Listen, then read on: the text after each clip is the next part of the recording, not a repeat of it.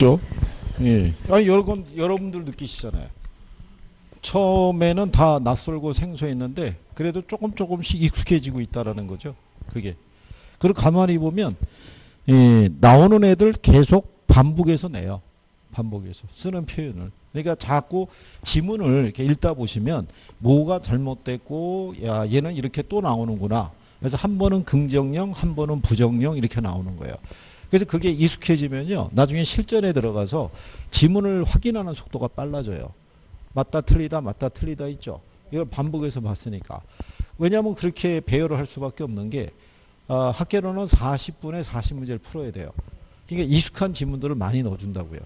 그러니까 이제 그거 보고 판단을 빨리빨리 할 수 있도록. 그래야지 여러분들이 40분 안에 60점 맞을 수 있는 거예요.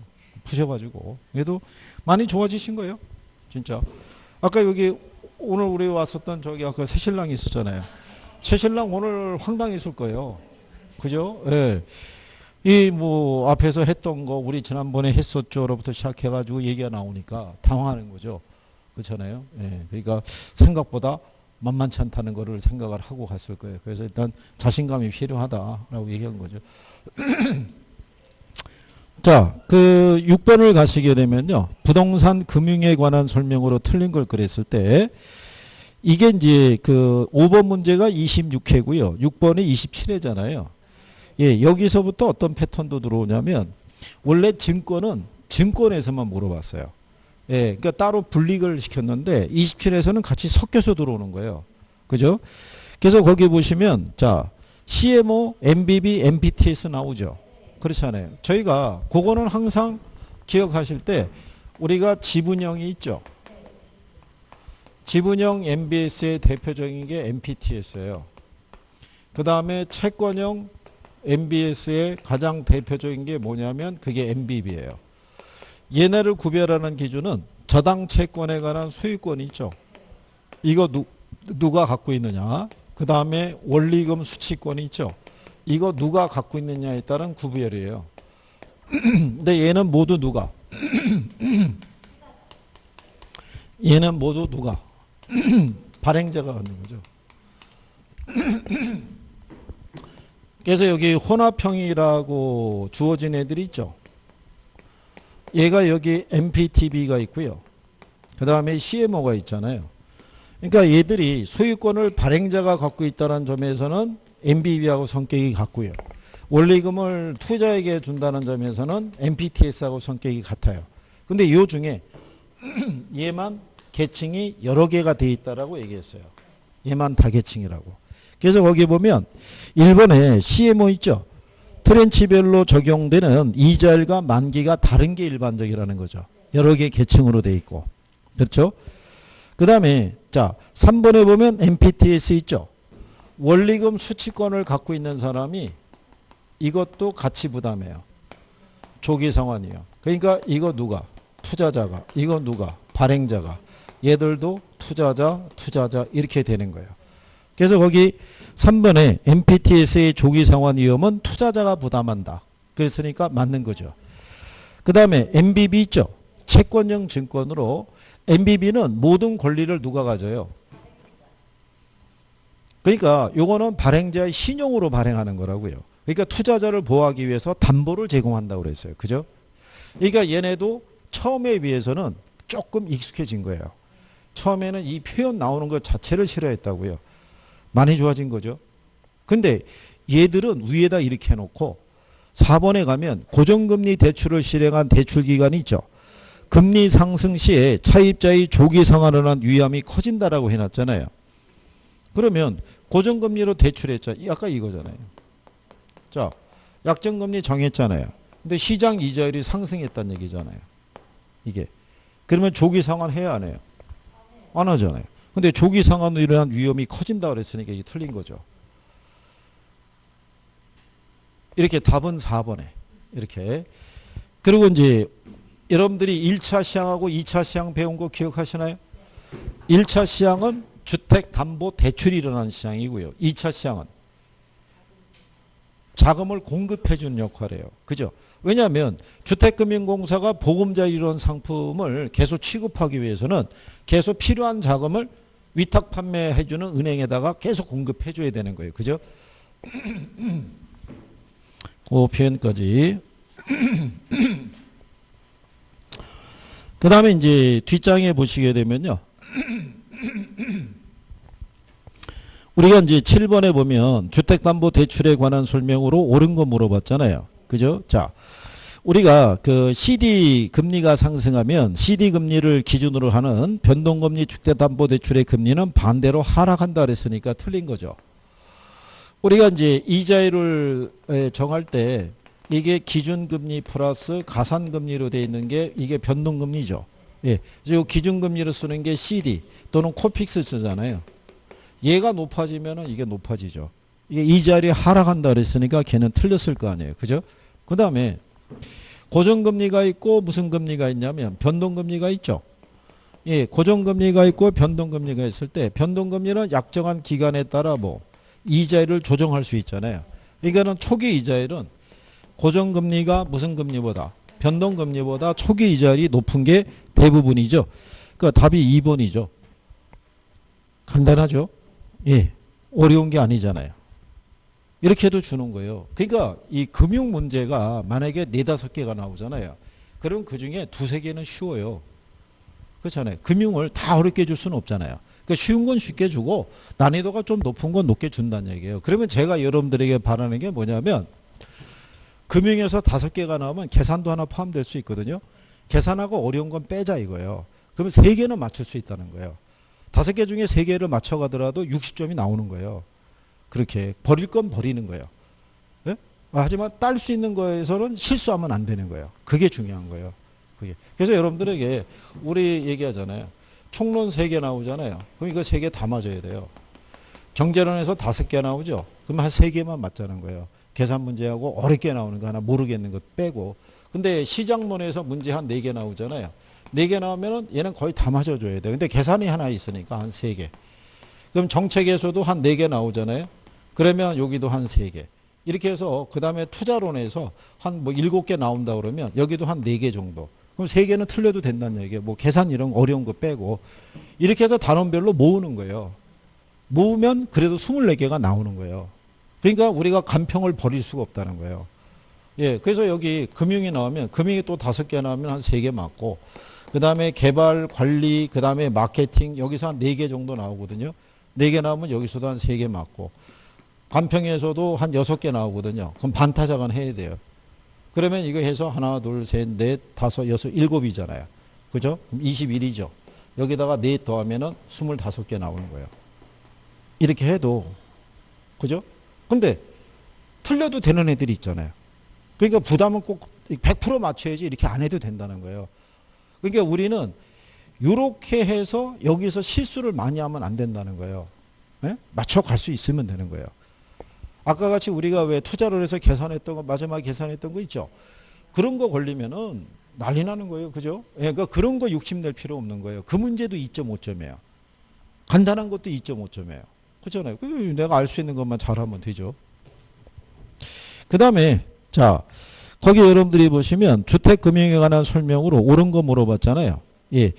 근데 우리가 이렇게 얘기했었잖아요. 변동금리는 그죠? 고정은 이게 일정한데 변동금리는 사전에 약정한 기간 사이에 이렇게 금리를 조정할 수 있죠. 근데 요 조정하는 구간까지는 대출자가 위험을 떠나야 된다고요. 그러니까는 대출자 입장에서는 이 조정 주기가 짧은 게 중요한 거예요.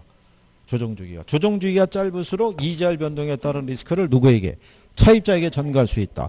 근데 8번에 4번 지문을 보면 변동금리부 주택담보대출의 이자율의 조정 주기가 짧을수록 이자율 변동의 위험이 차입자에서 대출자로 전가된다 그러면 틀리죠. 무슨 말인지 아시겠나요? 그래서 5번에 보면 차입자가 대출액을 중도 상환할 때 있죠. 원금 균등이 원리금보다 대출 잔액이 적겠죠. 예, 그게 답으로 준 거죠. 원금 상환이 더 많이 이루어졌잖아요. 기억하시나요? 예, 그런 내용이죠. 거기 8번의 1번 지문을 보면요. 원금 균등하고 원리금 균등 상환 방식의 1회차 월 불이익은 동일하다고 그러죠. 틀린 거예요. 1회차 이자는 같아요. 대출 조건이 똑같았을 때. 그렇죠? 예. 그런 내용이죠. 그 다음에 9번에 가시면요. 이 실행 그 시점에 총부채 상환 비율이 있죠. 제일 높고 대출 실행 후 10년이 되는 시점에 대출 비율이 가장 낮은 상환 방식이 있죠. 그러면 뭐밖에 없겠어요? 이거 원금 균등밖에 없죠. 자, 10년이 지난 시점에서 제일 상환이 많이 이루어진 애가 누구겠어요? 원금 균등밖에 없는 거예요. 총부채 상환 비율도요. 왜 그러냐면 총부채 상환 비율이 이렇잖아요. 이게 차입자의 연소득이죠. 차입자의 연간 원리금 상환액이에요. 대출 초기에 원리금 상환액이 제일 큰 애가 누구겠어요? 그 원금, 이거 이 비율이 제일 크죠. 총부채 상환 비율이. 얘가 커질수록 비율이 커지니까. 그렇잖아요.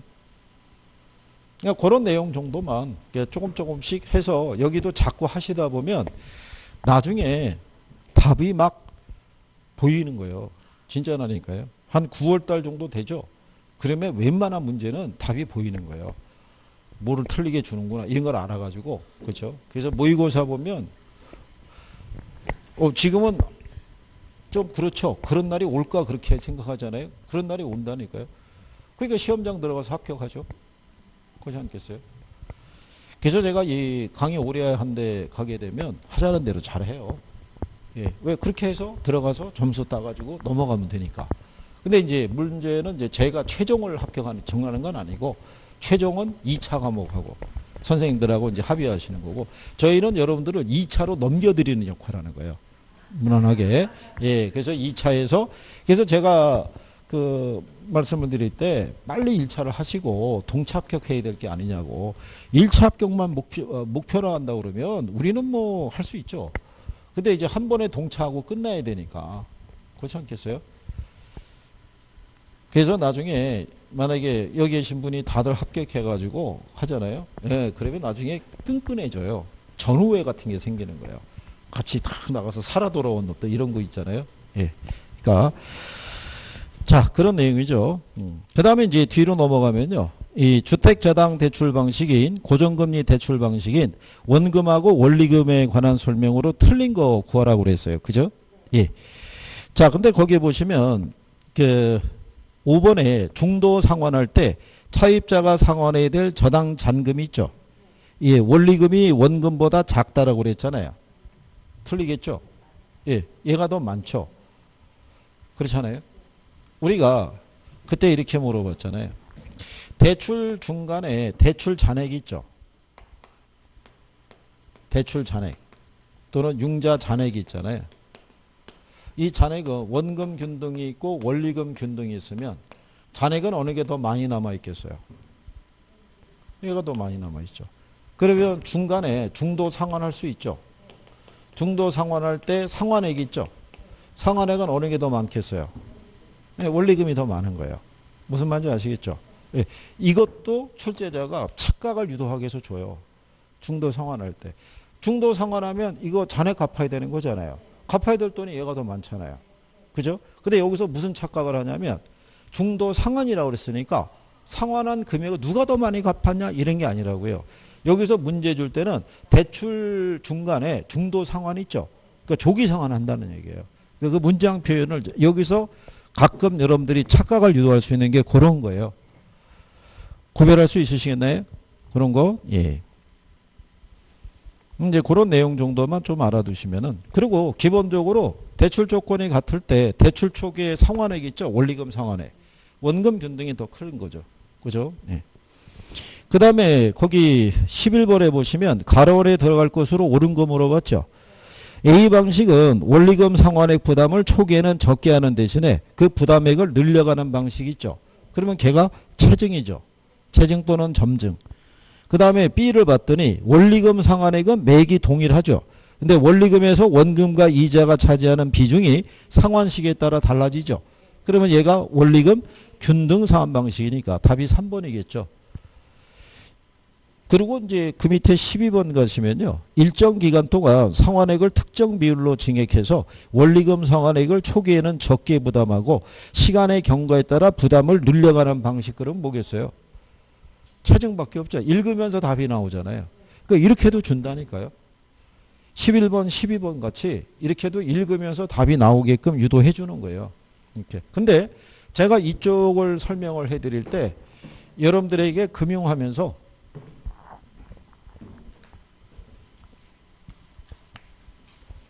원금 균등 있죠. 예, 원금 균등 상환 방식에서는 이게 안 나오죠. 그래서 얘는 원리금이 체감하는 방식이라고 알려줬어요. 얘는 제목이 원금 균등이니까 원금은 균등한 걸 알겠는데 원리금이 어떻게 되느냐. 그래서 얘가 체감한다고. 그죠? 근데 원리금 균등이 있죠. 그러면 얘는 원리금이 균등한 건 알겠는데 이 안에서 원금과 이자 있죠. 이 크기가 어떻게 되느냐. 그래서 원금 상환분은 시간이 갈수록 증가하고 이자 부분은 시간이 갈수록 감소한다는 거. 이건 기본으로 알아야 된다라고 말씀드린 거예요. 그래서 거기 13번에 보시면 자, 그 디귿 있죠. 원금 균등 상환 방식의 경우 매개에 상환하는 원리금이 점차적으로 감소한다고 그랬죠. 맞는 표현이죠.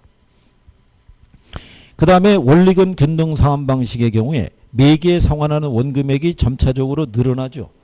이 문제에서는 디귿하고 리을이 답이었어요. 그리고 기억을 가면은 상환 첫해 원리금 상환액 있죠. 원금하고 원리금 중에서 어느 게 커요? 원금이 크잖아요. 그러니까 기억은 틀린 거잖아요. 그럼 1, 2, 3번 답이 안 되죠. 그렇잖아요. 훅 날아가잖아요. 그 다음에 니은에 봤더니 최증식은 미래 소득이 감소될 것으로 예상되는 은퇴 예정자에게 적합하다니까 틀린 거죠. 이거는 젊은 세대에게 적합한 방식이니까. 그러니까 자동적으로 답이 5번이 될 수밖에 없는 구조로 해준 거예요. 그렇잖아요. 기억 들어가면 안 되고 1, 2, 3번 나가고 니은 들어가면 안 되니까 남는 게 5번밖에 없잖아요. 그렇죠? 그런데 14번에 가면요. 자, 1번에 원리금 균등 상환 방식의 경우에 매기 이자와 상환액이 감소하는 만큼 원금 상환액이 증가하죠. 그렇잖아요. 이런 표현은 원리금에서는요. 이게 꾸준히 나오는 거예요.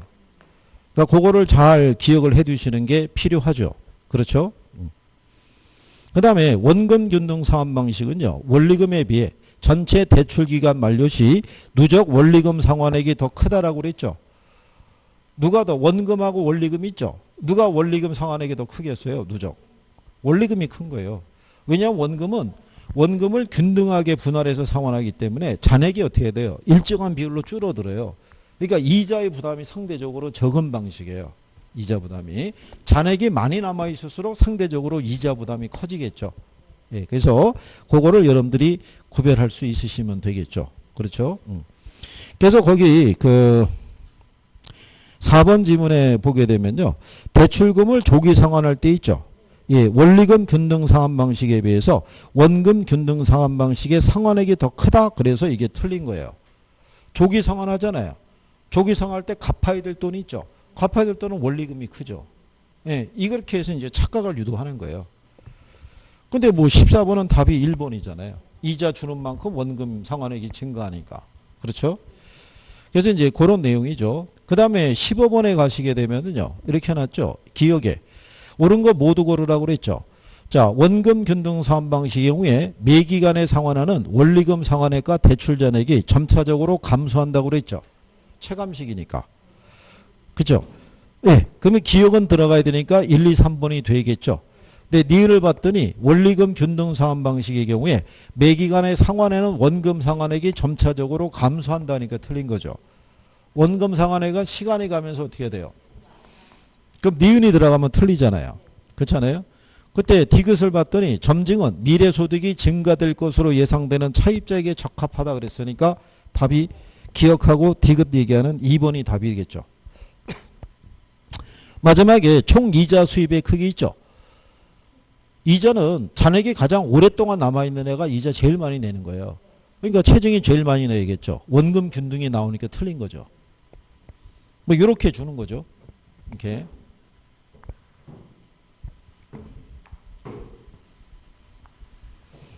그리고 이제 이 계산에 대한 거를 또 하게 됐을 때는요. 우리가 그 16번 있잖아요. 그것만 원금 균등 상환 방식 있죠. 여기서는 얘만 빨리 구하면 돼요. 원금만. 그래서 원금은 융자금을 뭐로 나눠서 납입 횟수로 나눠서 구하면 되죠. 그렇잖아요. 그러면 거기 16번에 보면은 예, 얼마를 대출받았다고 얘기를 하냐면 2억 원을 대출받았대요. 근데 대출 기간이 몇 년이냐면 20년이에요. 근데 매기 상환 조건이니까 20으로 나누면 되죠. 2억을 20으로 나누면 1,000만 원 나오죠. 그 원금이 1,000이잖아요. 그러면 1회차에 우리가 상환이 들어갈 때 원금이 얼마냐면 1,000이에요. 그 다음에 이자를 플러스해야겠죠. 2억을 빌렸는데 이자율이 5%란 얘기죠. 2억에 5%면 얼마? 1,000만 원. 그러면 원리금이 얼마냐면 2,000이잖아요. 그죠? 근데 1회차 상환이 들어가면요. 원래는 잔액이 2억이었는데 1회차 상환이 들어가면 잔액이 1억 9천 되죠. 그러면 2회차가 들어갔을 때는요. 원금은 그대로 1,000이죠. 이자가 1억 9천에 대한 5% 계산해야 되죠. 5%면 얼마 나오겠어요? 네, 그럼 얘는 1,950 나오죠. 이게 답이겠죠. 2회차. 그쵸? 네. 그래서 이렇게 준 거고요. 그 다음에 17번 계산하는 요령을 알려드린 거죠. 이거는 나중에 혹시 101회차 또는 81회차 이렇게 나올 수 있어요. 그렇죠? 근데 그걸 우리가 계산할 수 있어요. 계산이 가능한 거니까. 그래서 거기도 뭐라고 해놨냐면 똑같아요. 융자 금액이 얼마냐면 5억이에요. 근데 대출 기간이 몇 년? 5억을 20으로 나누면 2,500 나와요. 그러면 원금이 얼마라는 거예요? 2,500만 원인데 첫 번째가 9회차의 원리금인가요? 자, 그러면 9회차를 물어봤잖아요. 그러면 8번은 이미 갚았다는 얘기예요. 그러면 2,500만 원에다가 8번 갚았으면 2억을 상환한 거예요. 그럼 나머지 잔액이 얼마냐면 그게 3억이에요. 3억의 이자율이 5%죠. 그럼 얘가 1,500이라고요. 그러면 원금 2,500에다가 이자 1,500을 합하면 4,000이죠. 이해하시겠나요? 네. 그 다음에 13회차 이자 물어봤잖아요. 그러면 13회차라는 얘기는 12번 갚았다는 얘기죠. 그러니까 2,500을 12번 갚은 거예요. 그러면 3억을 갚았다고요. 그럼 남아있는 대출 잔액이 2억이에요. 2억의 5%면 1,000이죠. 그러면 4,000하고 1,000이 답이죠. 여기서 만약에 출제자가 해준다 그러면 매월 상환 조건으로. 그러면 20으로 나누는 게 아니라 240으로 나눠야 돼요. 그죠? 한번 240으로 나눠보세요. 얼마 나오나?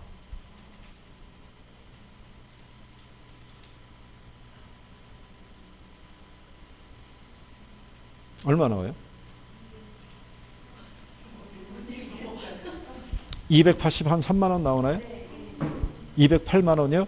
그러면 예를 들어서 한 200만 원 나온다는 가정이잖아요. 그죠? 근데 만약에 물어보는 게 81회차를 물어봐요. 81회차를. 그러면 우리는 200만 원을 80번 갚았다는 얘기예요. 무슨 말인지 아시겠나요? 그러면 2, 8이 16이니까 1억 6천이 있죠? 1억 6천을 갚았다는 얘기라고요. 약. 그러면 남아있는 잔액이 얼마예요? 4천이잖아요. 4천의 이자를 5% 계산하면 되죠. 5억이니까 3억 4천 남았겠죠. 여기에 대한 5% 계산하면 이자 계산할 수 있죠. 그렇죠? 무슨 말인지 아시겠나요? 이런 요령일 거라는 거예요. 만약에 늘려주게 되면. 근데 이제 학생분들은 당황할 수 있죠. 뭐야? 갑자기 웬 81회차? 이렇게 될 거 아니에요. 네. 그래서 이제 그런 게 이제 여러분들에게 나올 수 있을 거고요. 걱정하지 않으셔도 되는 게 여러분들은 예상 문제 할 때 또 풀어보실 거예요. 이렇게 문제로 해가지고 대비할 수 있으시니까. 예, 이제 그런 내용 정도로 해서 원금 균등에 대한 것을 그렇게 정리하시면 되겠고요.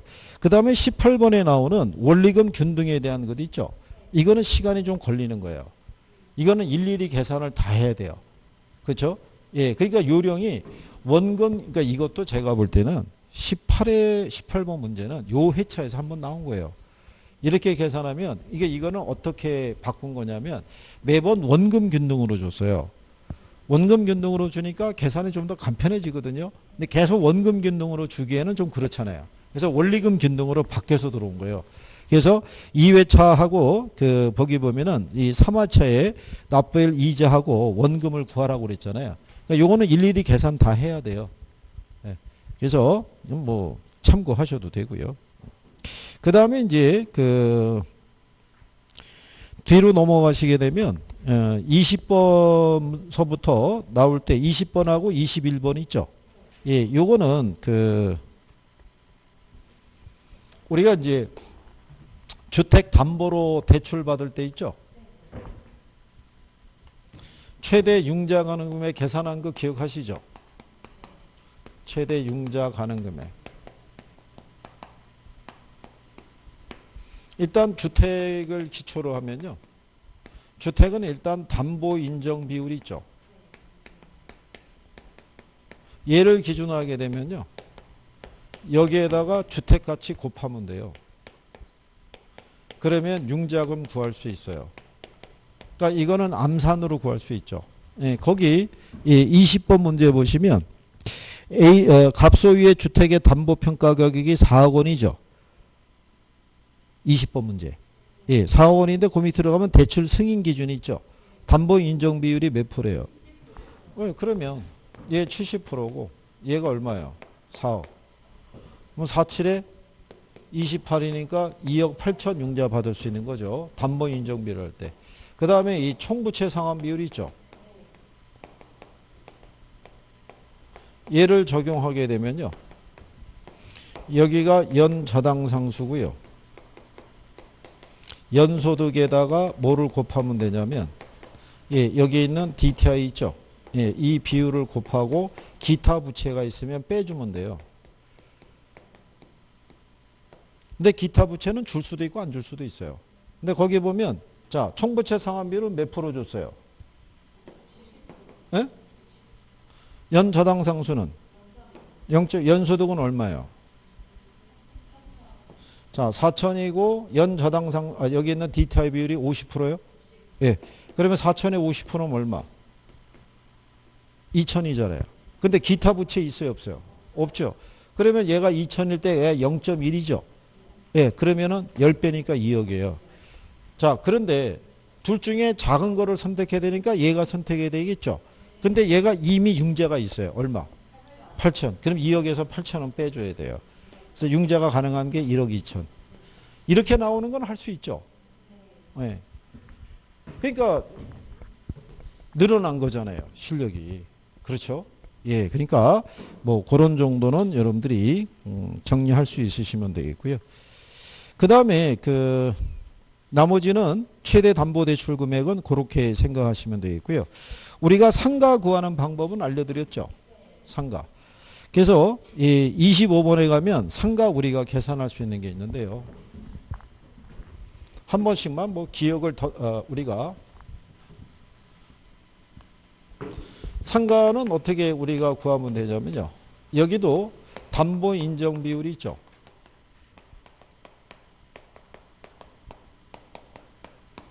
여기다가 상가의 가치 있죠.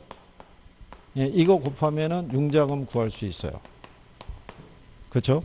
예, 25번에 가게 되면은요. 예, 시장 가격이 얼마? 5억이래요. 5억인데 담보 인정 비율이 몇 프로래요? 60%.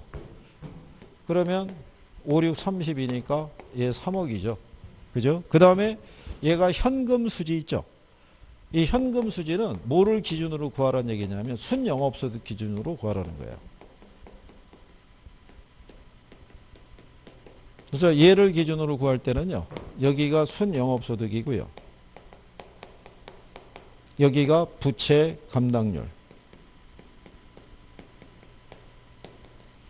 여기가 저당 상수 있죠. 이게 나중에 시간 되면 설명이 되는데 계산상의 편의로 해서 묶어버린 거예요. 이게. 그게 이제 무슨 얘기냐면요. 뭐 이런 거거든요. 우리가 부채 감당률 아시죠? 이게 부채 서비스액이고 순영업소득이잖아요. 그죠? 근데 만약에 예를 들어서 얘가 1200이에요. 얘가. 근데 얘가 부채 감당률이 얼마 나오냐면 1.2 나와요. 근데 얘를 몰라요. 그죠? 근데 우리가 융자금액을 계산하려고 그러잖아요. 융자금. 융자금은 이 원리금이 있죠.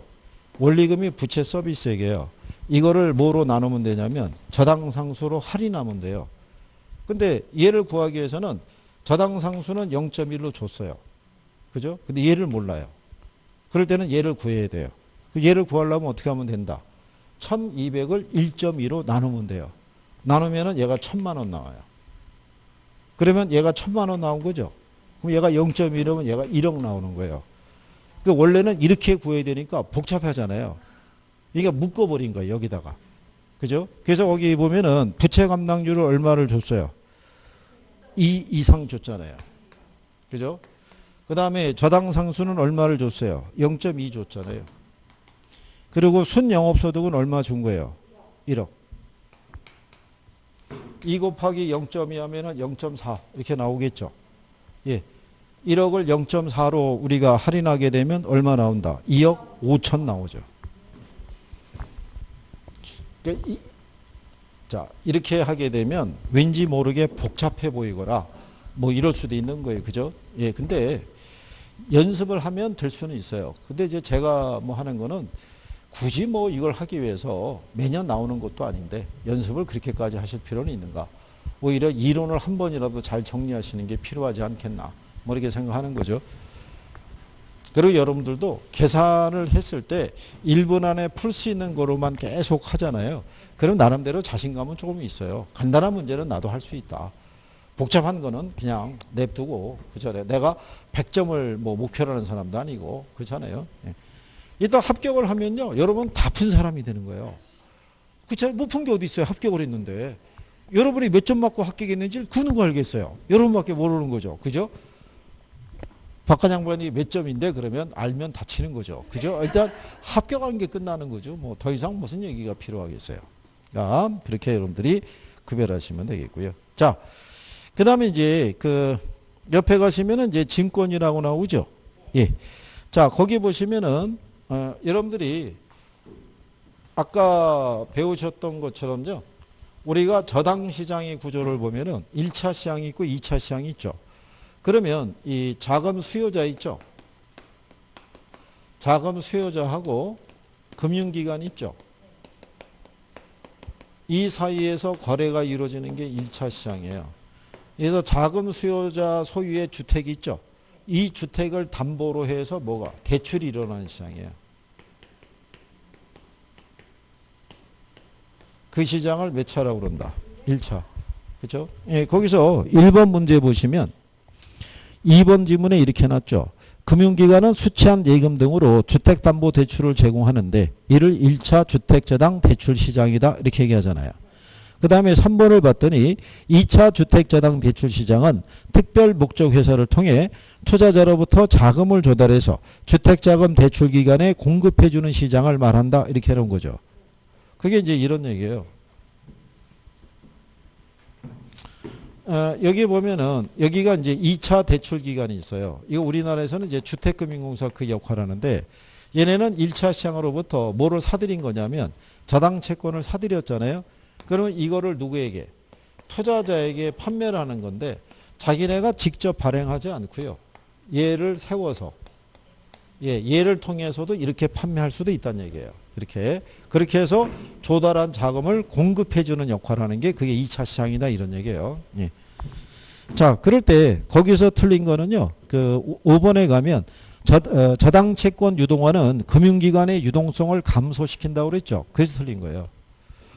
자, 여기 이 금융기관의 입장에서는 이게 5억짜리 주택인데 3억을 융자를 해줬어요. 그러면 융자를 해주고 여기에다가 뭐 설정하냐면 저당권 설정하죠. 이게 만기가 10년 이상인 애가 저당 채권이라고 그랬을 때. 그죠? 그러면 얘네가 갖고 있는 거는 현금이 아니잖아요. 채권일 뿐이잖아요. 그잖아요. 근데 이거는 고객들에게 예금 받아서 이게 대출해 준 건데 찾으러 오면 줄 돈이 없잖아요. 근데 이거를 판매를 하면 현금이 다시 들어오잖아요. 그러니까 유동성이 커지죠. 그러니까 유동성 위험이 줄어드는 거죠. 유동성을 감소시키는 게 아니라. 그죠? 그래서 그게 답이다 이런 얘기죠. 그 다음에 이제 2번에 가게 되면요. 자, 3번에 담보 인정 비율은 주택의 담보 가치를 중심으로 대출 규모를 결정하는 기준이고요. 차주 상환 능력이라고 해놨죠. 그게 총부채 상환 비율이죠. 요거는 차입자의 소득을 중심으로 대출 규모를 결정하는 기준이죠. 근데 4번에 봤더니 2차 저당대출 시장은 저당대출을 원하는 수요자와 저당대출을 제공하는 금융기관으로 형성되는 시장을 말하고 주택담보대출 시장이 여기에 해당이 된다는 게 이게 틀린 거죠. 걔가 2차가 아니라 1차죠. 이론에서 이제 정확하게 용어를 알게 되면요. 자꾸 쉬워져요. 간단하고. 그러면 나중에 모의고사가 나오면요. 탁 한 번 보면 구별이 또 가능하죠. 예, 그래서 그런 내용이니까요. 예. 그 다음에 이제 뒤로 넘어가시게 되면요. 예, 여기 있는 그 3번에 대한 부분이 있잖아요. 이 부동산 개발 사업 자산 유동화 증권이라고 해놨죠. 예, 요거는 예, 뒤에 그 우리가 저기 뭐예요. 프레트 할 때 같이 설명을 해드려도 되는데 그때쯤 하시죠. 예. 여기서 시간이 조금 걸릴 수 있으니까 그냥 이렇게 보시면 돼요. 그 ABS가 있고 ABCP가 있죠. ABCP는 어음이에요. 예, CP라고 그래서 커머셜 페이퍼예요. 그러니까 대환해 주는 거예요. 대환해 주는 게 뭐냐면 증권을 발행을 했어요. 3년 만기로. 근데 만기가 도래하잖아요. 그럼 돈을 줘야 되는데 줄 돈이 없어요. 유동성이 딸려가지고. 그러면 그거를 만기 돌아오는 증권을 어음으로 바꿔주는 거예요. 바꿔주는데 기간을 연장을 시키는 거죠. 한 3개월. 예, 연장을 시키니까 당연히 원래 돌아오는 증권보다는 수익률을 높게 줘야 돼요. 이자를. 그런 식으로 해서 발행하는 게 ABCP라고 보시면 돼요. 근데 ABCP는 기업 어음이기 때문에요. 걔는 상법에 적용을 받아요. 근데 ABS는 자산 유동화에 관한 법률에 적용을 받아요. 그러니까 법의 적용도 서로 같다 틀리다. 예, 다르다라고 이렇게 여러분들이 보시면 돼요. 그래서 거기 답이 3번에 나온 거는요. 부동산 개발 PF ABCP라고 해놨죠. 얘는 상법에 적용을 받지 않고 자산 유동화에 관한 법률에 적용을 받는 회사로서 그래서 틀린 거예요. ABCP는 기업어음은 상법에 적용을 받도록 돼 있어요. 무슨 말인지 아시겠죠? 네, 그래서 그렇게 해서 한번 틀리게 준 거예요. 자, 그래서 이제 예, 그런 내용 예, 구별하시면 되겠고요.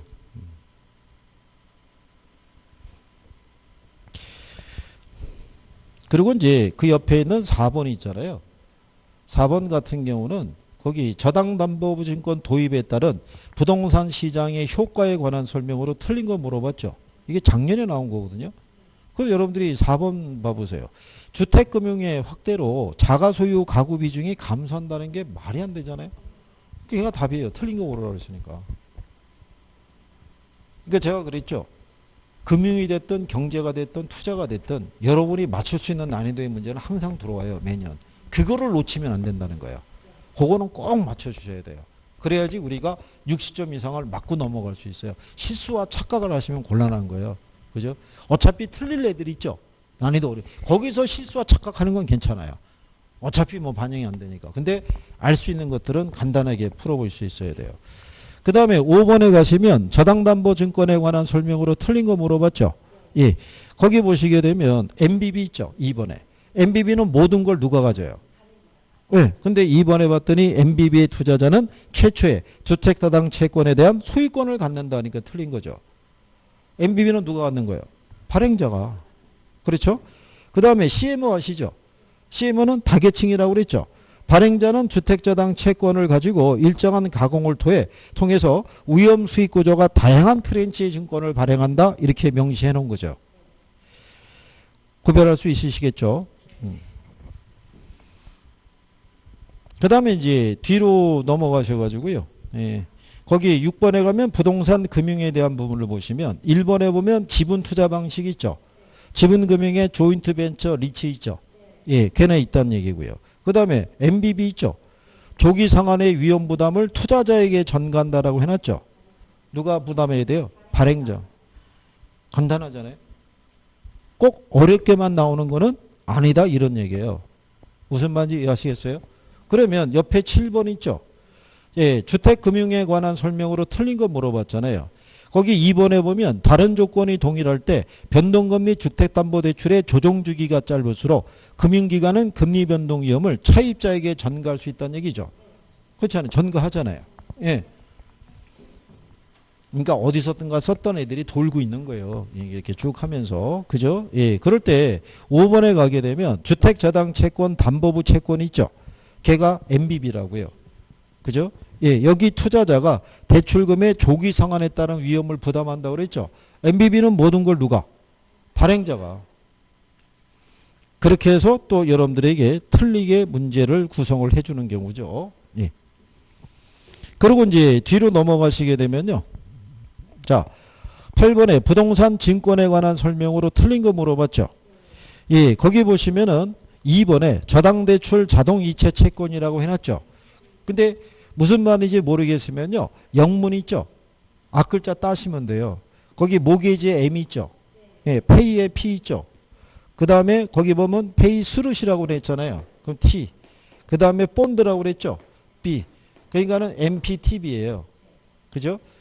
근데 얘가 하나의 저당 집합에서 만기와 이자율을 다행해서 발행한 여러 종류의 채권이라고 그랬죠. 그 CMO밖에 없잖아요. 걔가 답이에요. 틀린 거 오라고 그랬으니까. 그렇죠? 예.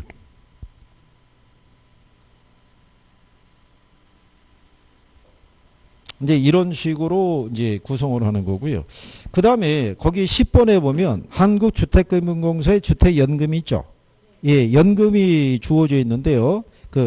거기 보시면은 해설에 주택연금 가입 요건에 관한 조건은 변할 수 있기 때문에 추후 확인해야 된다라고 해놨죠. 그래서 거기 해설에 보면 부부 중 한 명이 만 60세 이상이라고 해놨죠. 예, 60세가 아니라 뭐 55세죠. 그거 수정하셔야겠죠.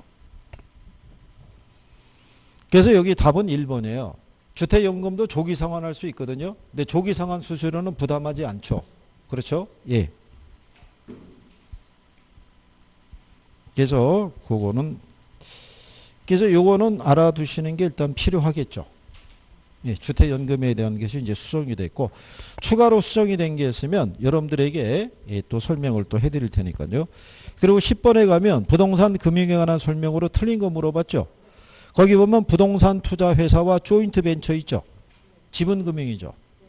예, 얘들 가끔씩 지문으로 들어오죠. 그 다음에 원리금 균등 상환 방식에서는 후기로 갈수록 원금 상환액이 점점 커지죠. 예, 그렇죠. 예. 그 다음에 거기 주택저당 채권 담보부 채권이 있죠. 주택저당 담보 채권. 채무 불이행이 발생하더라도요. 원리금에 대한 것을 발행자가 투자자에게 지급해야 된다고 그랬죠. MBB만 만기가 보장이 된다라고 얘기한 거죠. 그리고 이제 5번에 다계층 저당증권 나오죠. 동일한 저당풀에서 상환 우선순위와 만기가 다른 다양한 저당담보증권을 발행할 수 있죠. 다양한 건 뭐 하나밖에 없다. CMO. 그 많이 좋아졌잖아요. CMO를 친숙하게 부르잖아요. 좋은 현상이죠. 그래서 틀린 건 3번을 준 거예요. 주택담보노후연금은 연금 개시 시점에 소유권이 연금 지급기간으로 이전된다면 틀리죠. 소유권은 계속 소유자가 배우자 계속 갖고 있는 거예요. 나중에 이제 사망을 하고 계약이 종료가 되면 그때 이제 청산이 된다라고 생각하시면 되는 거죠. 그래서 이제 그런 내용을 우리가 구별을 또 해보신 거고요. 자, 그래서 뭐 이런 정도까지 정리했다고 보시면 되겠고요. 그 다음에 이제 투자 회사를 마무리하고요. PF에 대한 거를 조금 하시면은 이제 금융도 마무리하는 거죠. 그리고 개발하고 관리하고 마케팅은 내용이 좀 간단해요. 간평에 가서 마무리하고 다음 주가 이제 끝나는 거예요. 이제 다음 주에 마무리할 수 있게끔. 근데 간평도 제가 볼 때는 그런 거예요. 3방식에서 주로 요즘은 계산 문제 내거든요. 근데 계산 문제를 여러분들이 다 할 수 있는 게 아니잖아요. 그러니까 그 중에서 선택을 하세요. 초이스를. 거래사례비교법을 내가 해볼 수 있다. 그럼 거래사례비교법에 대해서만 한번 대비를 해보시든가. 3개 방식이 어떤 게 나올지는 모르죠. 매년 틀리니까. 그래서 어떻게 하든 간에 한 문제 맞출 수 있으면. 민법은 다 마무리했나요?